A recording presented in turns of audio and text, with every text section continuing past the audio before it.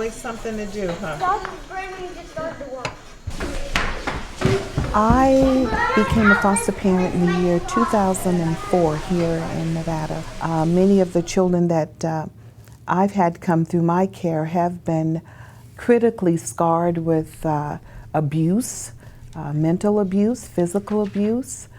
The first time we were introduced to SAFY and I realized what I needed is when they gave us training for those children that were emotionally damaged.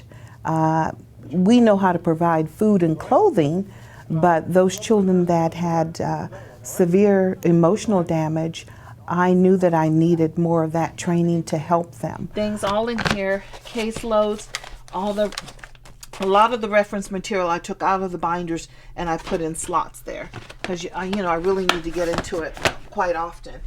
I could not help these children based on how I grew up, based on how my neighbors grew up.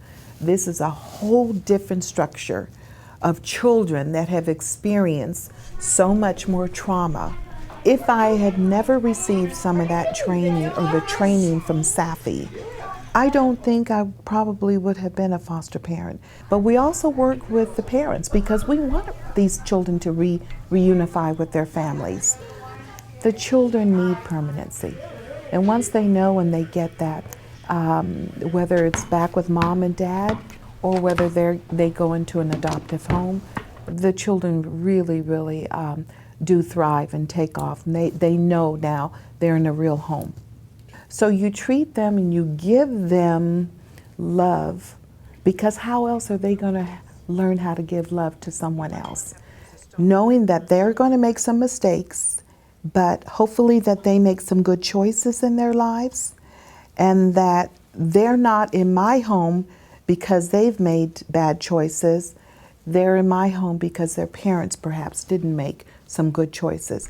That's the one I adopted in 2014. Okay, and here he is now, 3 years later. Can you imagine that?